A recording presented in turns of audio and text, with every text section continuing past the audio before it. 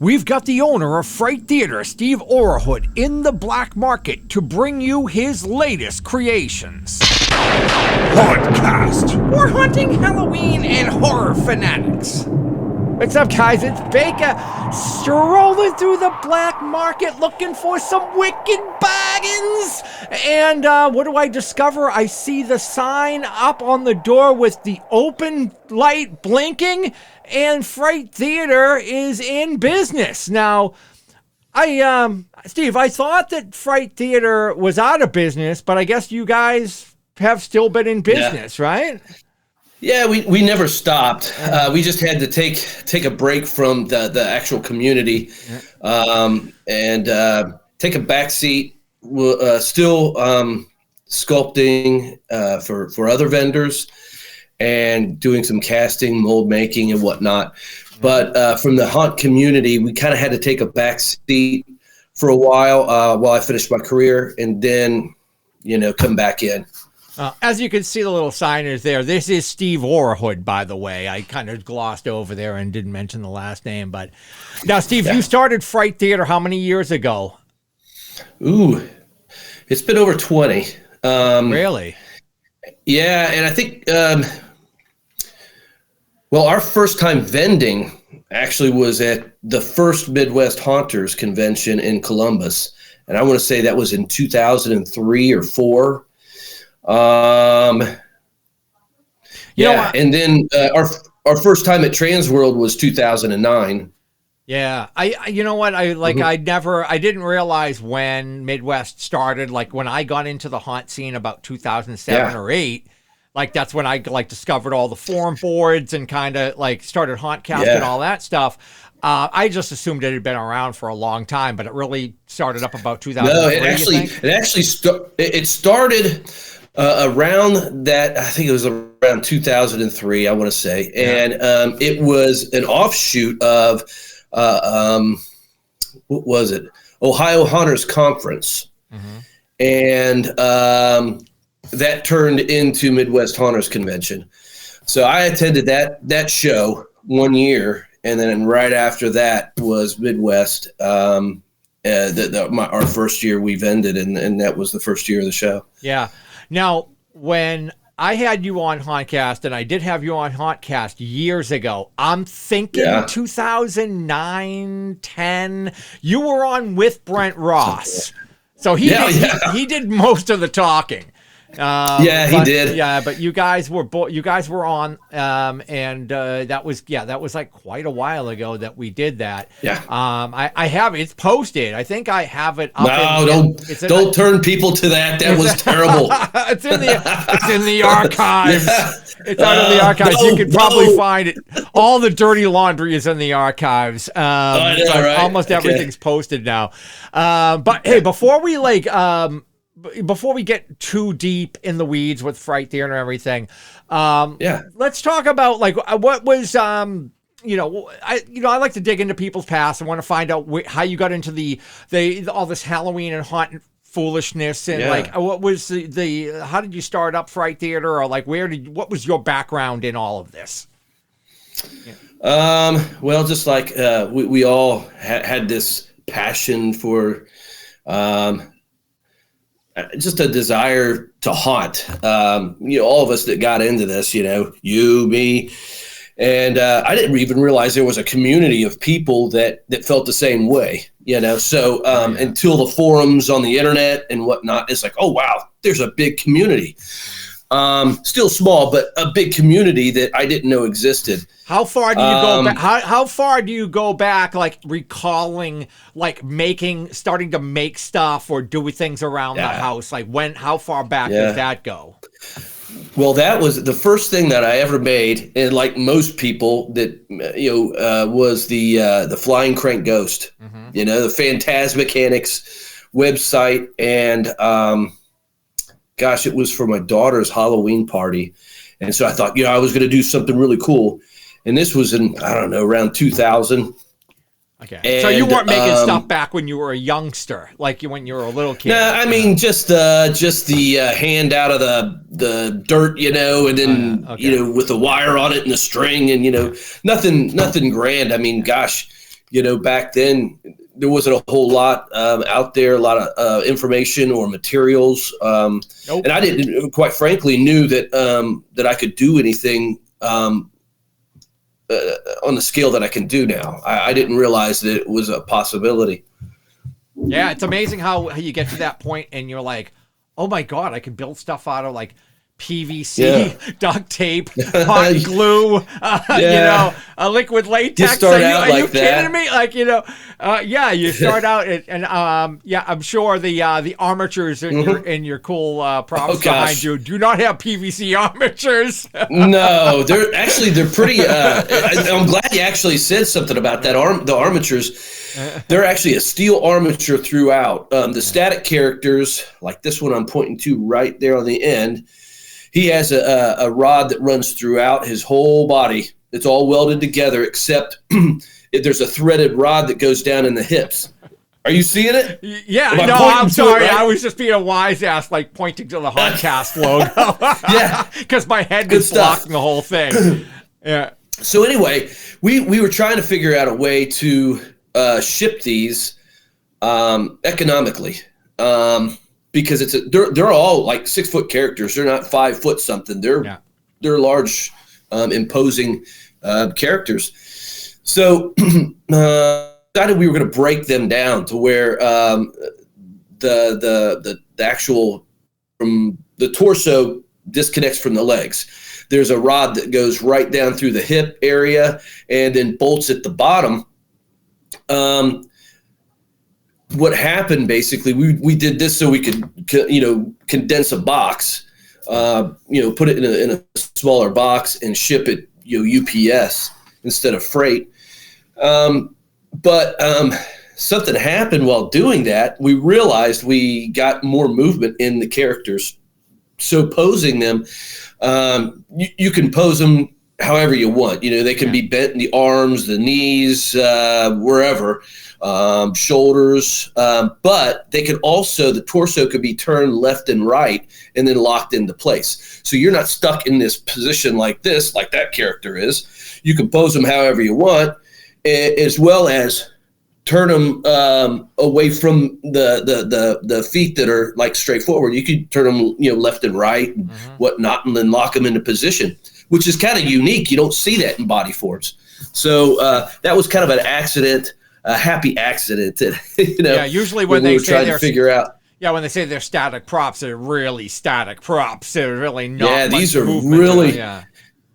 Yeah, these are really posable. Yeah, the ones that I have 2 static characters right here that we're showing today, and then 2 animated characters that we're showing today. We plan on we're 6 weeks out, Trans World, and we plan on bringing 7 animations and 8 static. Okay. Nice. So, and this is the first time you've been back there since 2009 or ish, or no? We did 2009. We did 2011, and then we did last year. Oh. Okay. So we did 2005 or 25, and now we're doing 2026. So this is our 4th time back to Trans World. Yeah, I wasn't there last year. I think there was plans to go, and then Johnny Thunder at the last minute was like, "Yeah, I heard something about." Now you're not going to have a booth, but are you going to be there this year? No, I'm not. Not at all. Okay. Put it this way: I'm never doing a booth there. It's too expensive, and considering I make no money off of doing this. It's just when I was earlier on and things were happening and we were like, it was just a lot more action and exciting, and I was a lot more motivated back then to like take risks of like, hey, let's just go spend the money and get a booth and do it. It was great. Don't regret it. Had a blast. But I did 2 cons last year. I did Midwest and East Coast.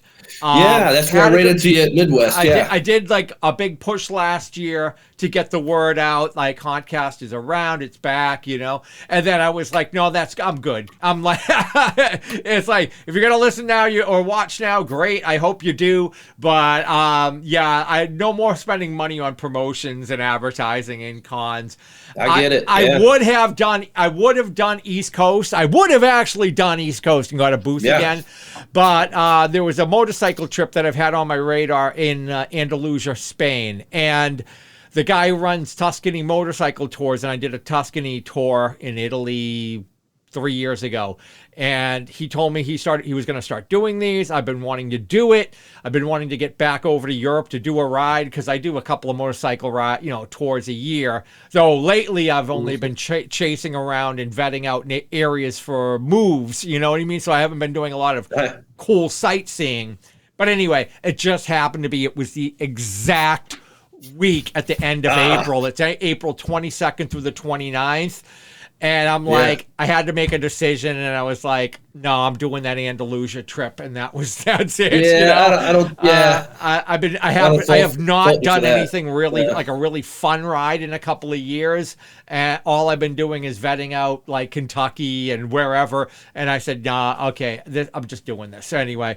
So, however, what was I going to say? Oh, just mentioning, because you were talking about the posability of your armatures. Yeah, I had one of your like Nerf ball skeleton guys, and I think it the periwinkle. It was the one that had the zombie. Probably it had the zombie looking face, but the skeleton body. You know, but it had a little bit more of a zombie face. Is that periwinkle? Yeah. Well, I'm surprised. I pulled that out of my ass. I was trying to think of that like a couple of weeks ago. It couldn't come to me, and then for some reason it just popped into my head. I was like, periwinkle, right? Yeah. Yes. Yep. Nailed it. Love that. That's it. I came across an old flyer for one of the shows, and it has the old characters in there, the periwinkle, Boogity, what was the Bonaparte? Yeah. Now goofy names. Now the one that I had, and it was lightweight. It was very bendable. Like the fingers could bend, the arms bent. Mm-hmm. So it was great. I had him in this position, and he had the mounting bracket on the back. So I attached him to a scissor mechanism or extender mechanism. And I used the thing for a number of years. It would just shoot out at people. And if it hit them, it was just like a Nerf ball. So it would just bump into them anyway. So you couldn't harm anybody, which was fantastic. It was very lightweight for the size of it, because it was like a 5.5, 6 foot guy or skeleton. And I love that thing. I just let go of it last year. I had it, and I wasn't utilizing it. That's over 15 years. Yeah, now. I sold the mechanism, and I had gotten like 15 years of use out of it. Yeah. And I finally, a couple of the fingers broke off after all that time. I think I only really lost one finger. The other one was just a little loose. I ended up selling it to some guy on the North Shore who had a home haunt, and I'm like, I just want this to go to a place where it's going to get use. Right now, I'm barely utilizing it. I sold the scissor mechanism years ago, and I would just like put it out. Like usually it would be near me in my little front yard driveway set up on Halloween night. Because I have a full yard display, and then I just do a quickie setup of a mini little walk-up haunt thing in my driveway, and I would always like throw him up near me, or like cable tie him to one of the PVC posts so he's standing there, and I just finally said I gotta part with a few things, and I sold that in one of my Unit 70 props that I had for years too, and but anyway, I'm glad it still lives on. It's gone off to another home haunt, and still getting some use, and it's still kicking 15 years later, and it took a lot of abuse too, and it's still rocking and rolling.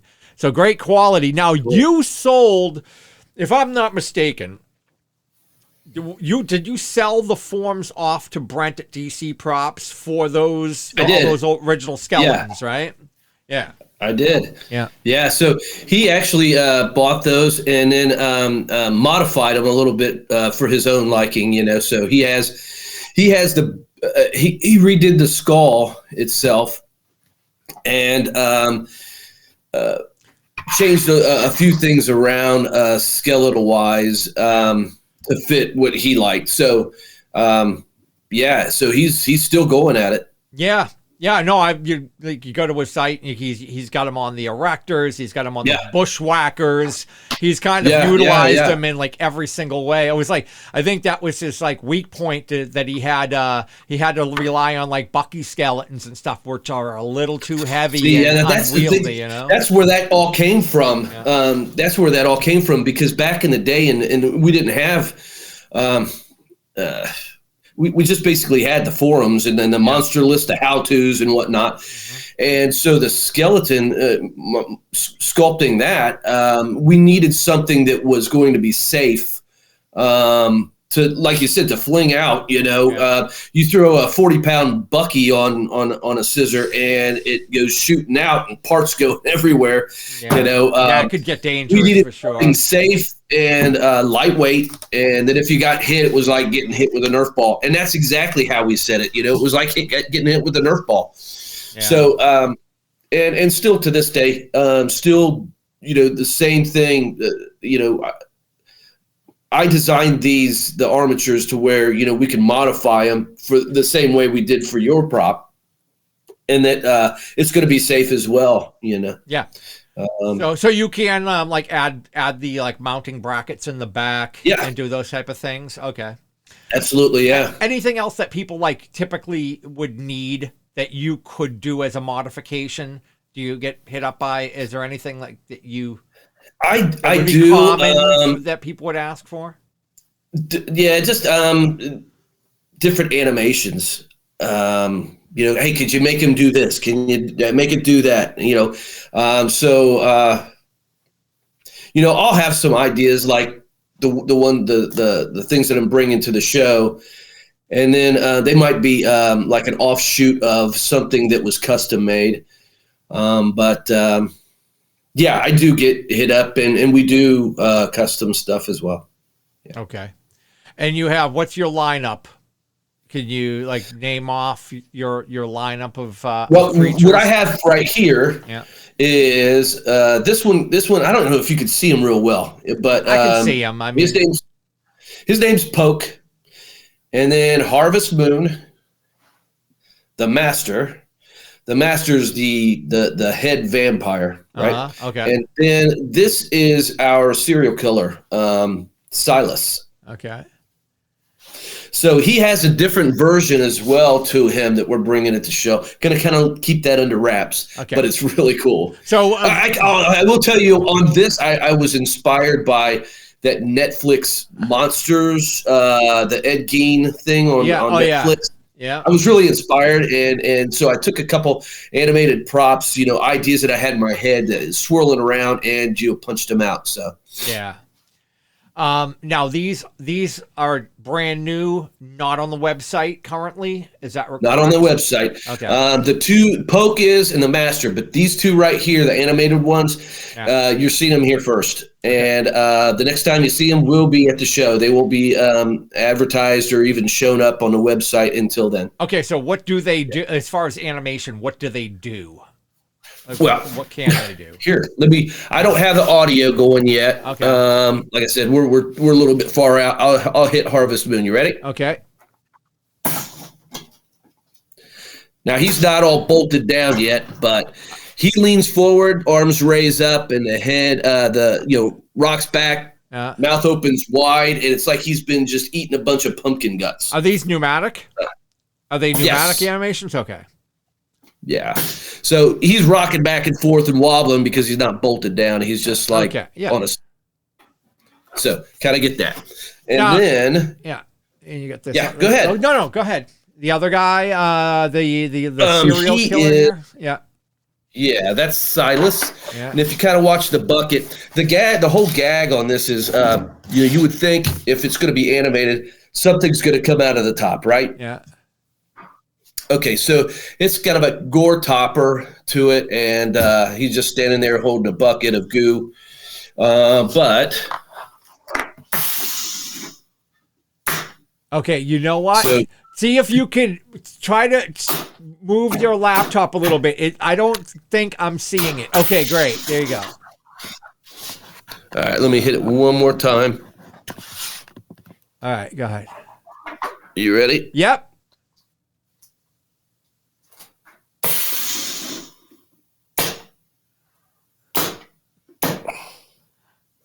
Can you see it?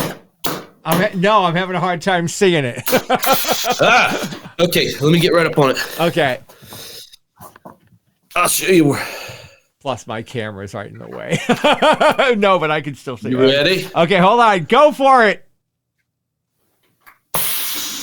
Oh, all right.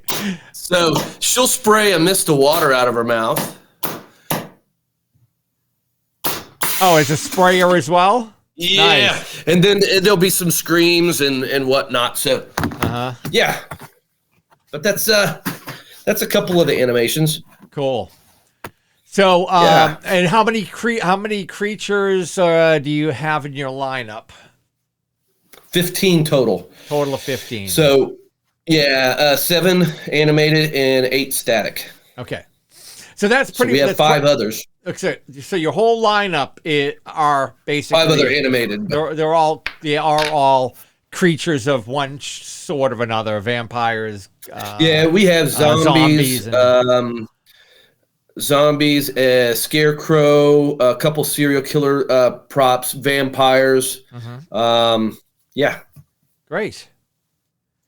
So this was classics. So you came back just like a couple of years ago to do a big push. You've been doing stuff, but not doing a full not push. In the light, kind of behind the scenes, so more or less.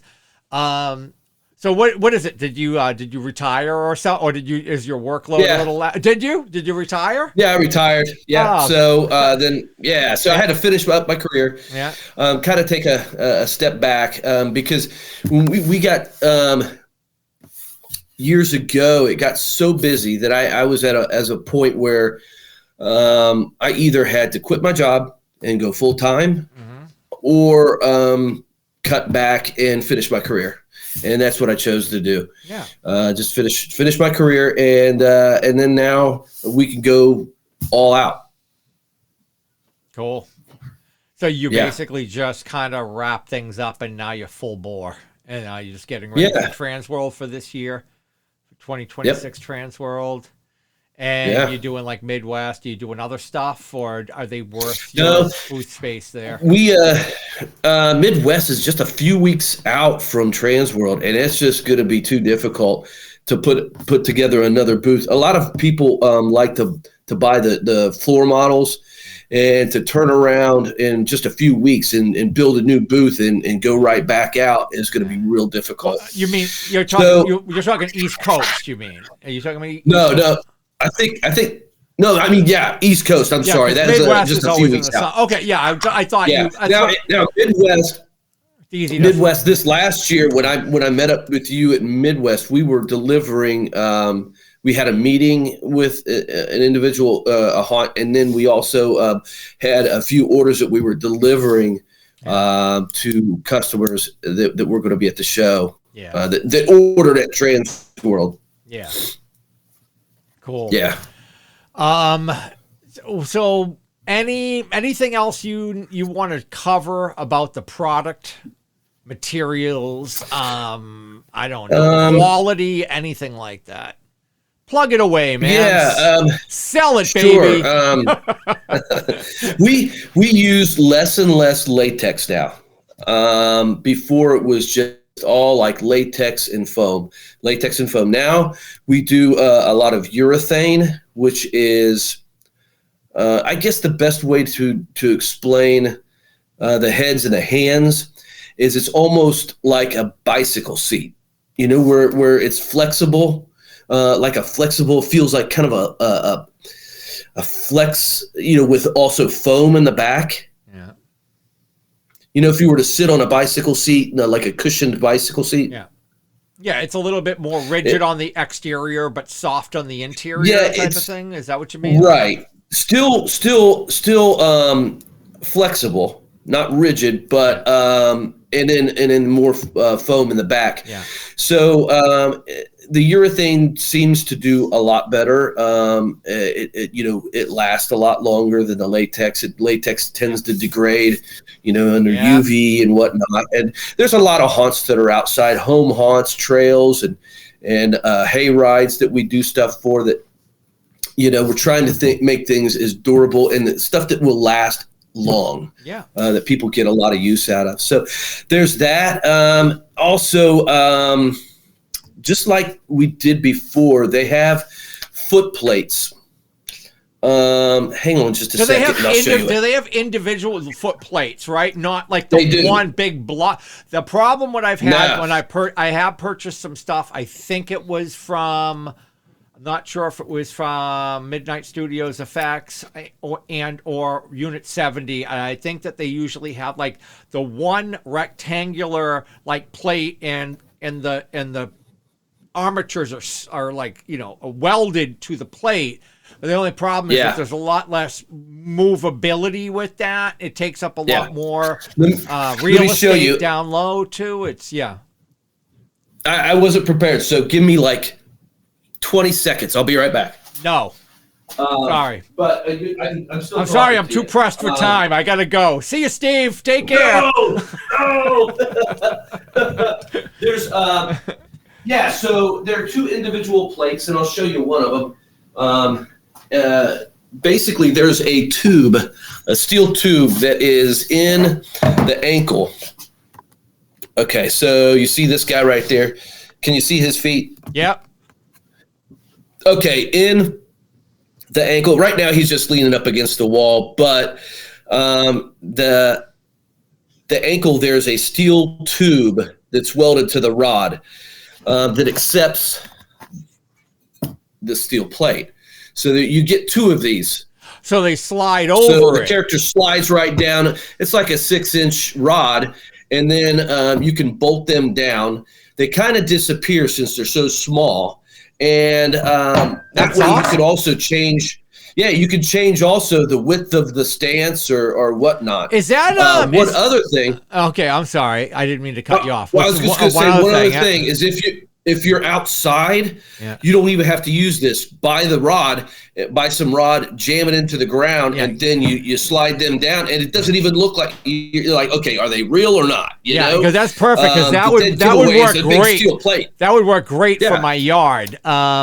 Because I have a couple of problems with other props that if I had to redesign them, I would have done that. I would have done it. So so they were easy to just like put the rebar in and just slide them over the rebar, and they can freestand. But that's like I could do that over the PVC armatures I have, but the other like more heavier duty pro props that I had, I couldn't do that because they were already like pre-welded to a plate. Angle grinded and cut the plates off, but they still didn't have enough. I tried to put like a coupler on there and a post in the other side to plant them, but they're still not as stable. I really needed to but that's a pain in the ass. Nobody wants to do that. Did you create that? That is a fantastic little mechanism there, or a little connection. It really is. Where you can just mount them wherever. That's another problem is if they're on one of those metal plates, you can't really, you could have to drill a hole through it, then try to screw it in and mount it, but that's a pain in the ass. If they came where you can pull them off and put them on, so that way they have more versatility. Right. And you could swap out now that's what we do for the static. Okay. But the pneumatic, we do have a plate. It's welded. It's welded on. Yeah, because we want this solid. One other improvement that we did do, actually a couple of improvements that we did from last year, is all of our eyes are resin eyes. So they're and they're all done in-house.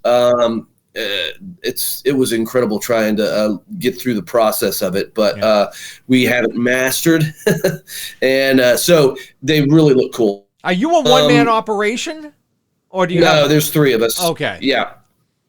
So so there's so many things to these parts to these characters. It's looking at them, you just think, oh yeah, okay, there's a head, hands, and okay, he's got a costume on.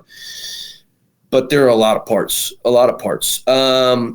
So the eyes are new. I was airbrushing the eyes, and after talking with people, they like them, but they want They want the resin eyes. They want the glass eyes. They want the more realistic. So, that's what I was getting. They want more realism, and that's what I'm going for this year. Also, this right here is for our hanging vampires. You'd have to see them on our website, or if you've seen them at the trade shows. The hanging vampires, they were kind of the sleeping Lost Boys cave, with I don't have anything in the studio to show you. But they have these feet that they're claw feet that hang on. But what would happen is what we were doing is we had a bracket on the back of the torso that you would screw into the wall or whatever, and then the claw feet would just look like they were grabbing onto something. Now what we've done is we've embedded this bracket into that claw area. Yeah. And then it will accept like a 3/4 inch tube all the way through. You'd have to go to the website to see what I was saying as far as the hanging sleeping vampires. Yeah, I am going to be running this like audio only on the podcast platforms. So So anyway, the thing that we were just talking about a minute ago is actually, it's basically like a small. What's the dimensions of that plate that you can mount in for the feet bracket? What is it, like 4x4? 4x4. So it's 4x4, and it has a 3/8 inch hole. Yeah. On each corner. Okay, and then it has a 5/16 inch rod. That right up the middle. So then you have, and then in each one of the legs, it's like a pipe instead. So it's a pipe instead of just a rod that's inside the leg. So the pipe can slip right over this 5/16 rod, and you can mount that anywhere, or like we were, I think we already kind of talked about how you could just put a piece of rebar or something in the or something at least 5/16 inch, and you can slide that, poke that into your yard and slide the prop on top. Now that other mounting bracket, what kind of mounting bracket is that for the vampire claws? So you can mount it to like a pole or something like that. Yeah, what are those? It's just a bracket that actually they use for gas lines, hanging gas lines and whatnot. Oh yes, okay. So it's a very durable. Yeah, you see where it's at. Yeah. It just screws right onto the bottom of the foot, and this hole lines right up with that claw, and so the tube will go right through, and it'll look like it's holding right onto that. The claw will be. Yeah, it's like a heavy duty pipe hanger bracket. Absolutely, yeah. Cool. So sometimes we're looking around like the warehouse or the shop, and we find different things like, that's it. That's what we're going to use. Yeah. Look around your basement, going from the, follow. Sometimes you find it. It's right there. You go look, go down to the box and follow the how everything's mounted. Same thing, like go down to the boiler or whatever and follow that around and see how everything's mounted into the posts and shit, or into the joists under, the floor joists and stuff. And you find all kinds of cool little shit. What else are you going to pretty much stick with creatures? Is that going to be your mainstay, and not try to get too out of, try to add too much to the product line? What I want to do is just sculpt what's bouncing around in my head. I just it's fun for me, and so if I'm having fun creating monsters, then it's just going to translate, and hopefully people see that in the finished product. But speaking of that, at Transworld will be that month of Transworld will be the only time that we discount our products.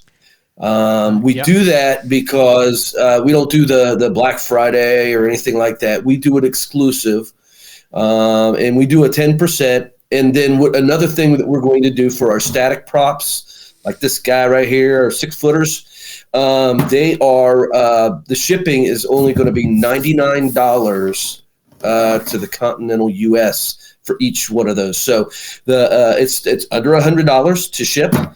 And you get a 6-foot character that actually stores away easily and is very versatile. That's cool. Shipping, that's another thing you never think to take into consideration is how much it costs to ship things. Dude, I just shipped I just sold something on Facebook Marketplace, and it was this cat skeleton. I couldn't even list it as a cat skeleton or a faux cat skeleton because Facebook kept flagging it and saying you can't list any, you can't list cat skeletons or any type of animal skeletons because that's, you're a bad person. So I after I realized, I just put like skeleton. It was a cat skeleton. I couldn't even listen. It was like I couldn't listen. It's like a feline, a kitty skeleton or a feline, anything like that. Red flags go up.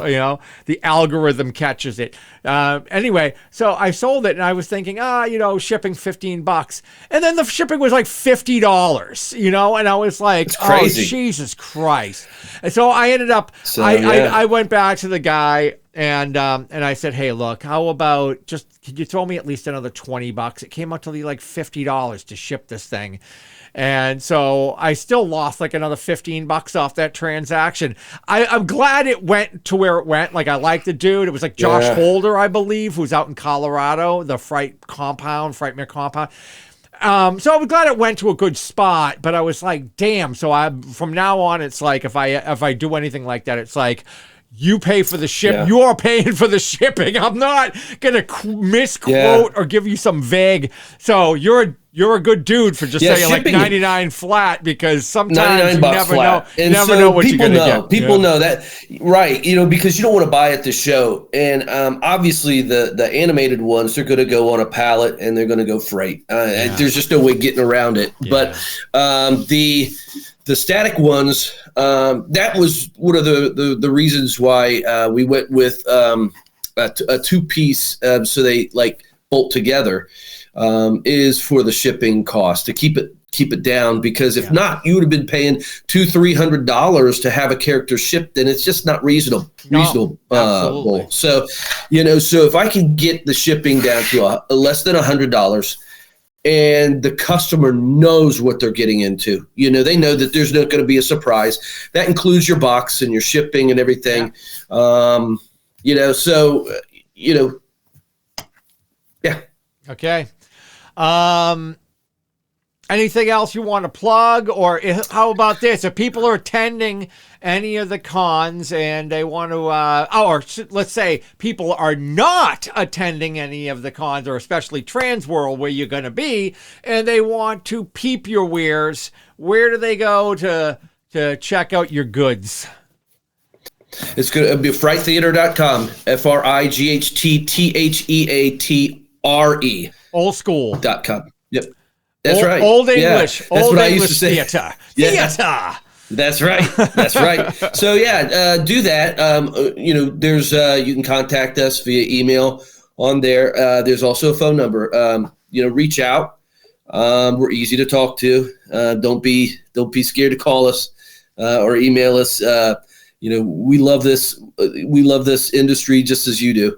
And so we're easy to talk to, and Okay, so and just one last thing, the 10% show discount, if you're buying, you can get it online as well, but it will be online as well. Starts when and ends when, so people know. It will start at the show, I think, what is it, the 26th?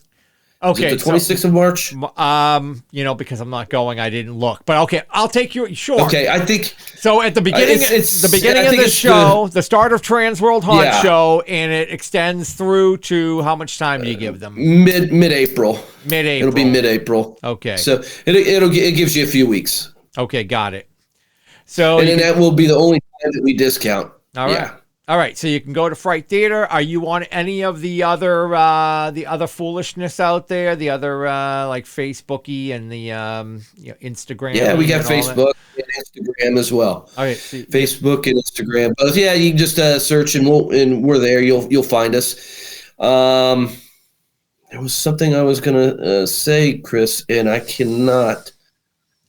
That I'm amazing. Hauntcast is phenomenal. You've been listening forever. You couldn't wait to get on the show, and now that you're here, it's like you can die happy, kind of a thing. Is that what you were going to say? I mean, this was a bucket list. Actually, no, we talked about this just before we started recording, and you know that I love Hauntcast. I love the voices you do. I love the whole.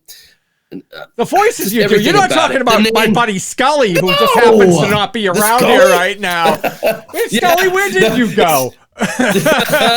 Yeah, no, it's just fun. It's all around fun, and I love the name. And you guys, you've been around forever, and I love that. You know, I want to see Hauntcast move and keep in big ways. Well, you guys. Yeah. You guys out there can make that happen by subscribing, hitting the notification bell, turning on all the notifications.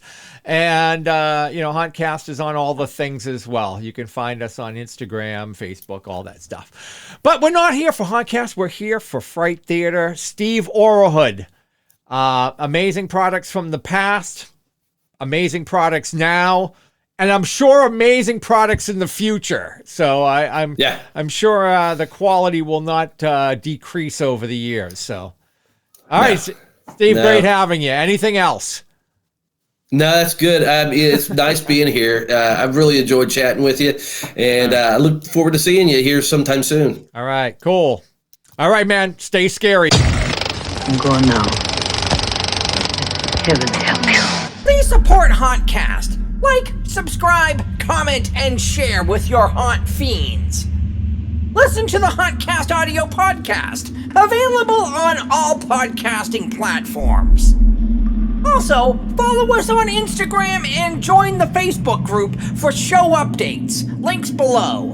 Until next time, stay scary.